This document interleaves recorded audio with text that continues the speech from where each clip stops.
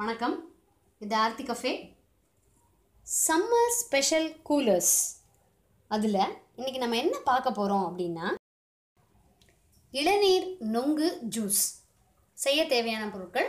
நமக்கு எவ்வளவு இளநீர் வேணுமோ அந்த அளவுக்கு வாங்கிட்டு வந்து வச்சுருக்கோம். அதாவது நம்ம ஒரு நல்ல பாட்டில் எடுத்துகிட்டு போயிட்டோம் அப்படின்னா, வாட்டர் பாட்டில் எடுத்துகிட்டு போயிட்டோம் அப்படின்னா அங்கே வந்து நம்ம ஓப்பன் பண்ணி அதில் ஊற்றி கொண்டு வந்துடலாம்.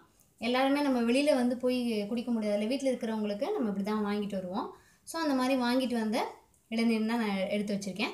2 இளநீர் வச்சுருக்கேன்.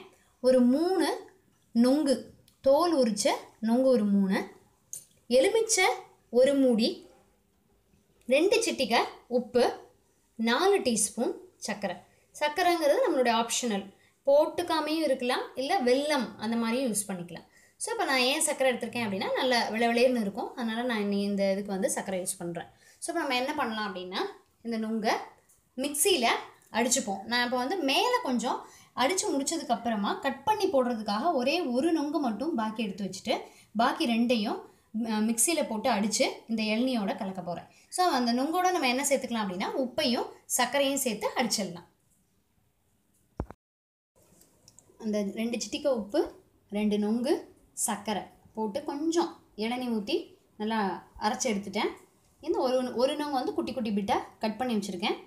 இப்போ நம்ம என்ன செய்யலாம் அப்படின்னா, இந்த நொங்கு அரைச்சதை இந்த இளநியோட மிக்ஸ் பண்ணிடலாம்.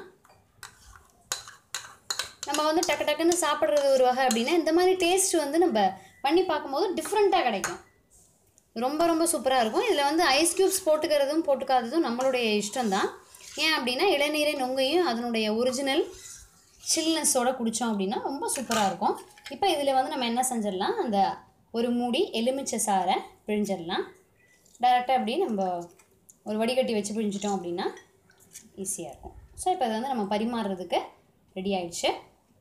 இப்போ நம்ம நொங்கு இளநீ ரெண்டுமே உஷ்ணத்தை தணிக்கிறதுல ரொம்ப ரொம்ப முக்கியமான பங்கு வகிக்குது.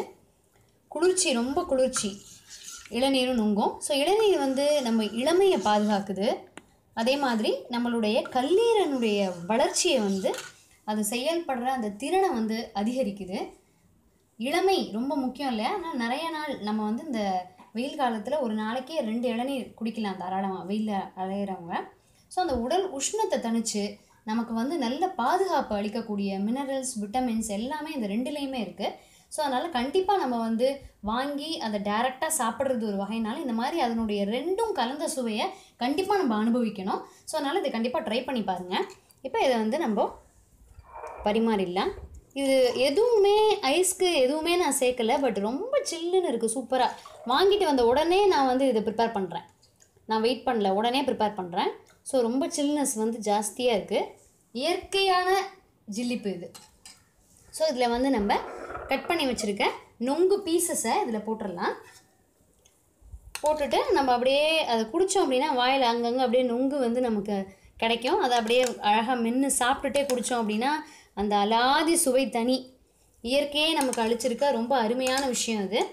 ஸோ இந்த வீடியோ பிடிச்சிருந்தது அப்படின்னா லைக் பண்ணுங்கள், உங்கள் ஃப்ரெண்ட்ஸ்க்கும் ரிலேட்டிவ்ஸ்க்கும் ஷேர் பண்ணுங்கள். இதே மாதிரி சூப்பரான சம்மர் கூலர்ஸ் பார்க்குறதுக்கு சேனலை சப்ஸ்கிரைப் பண்ணி வச்சுக்கோங்க. சூப்பரான சம்மர் கூலரோட உங்களை நெக்ஸ்ட் எபிசோடில் மீட் பண்ணுறேன். தேங்க்யூ.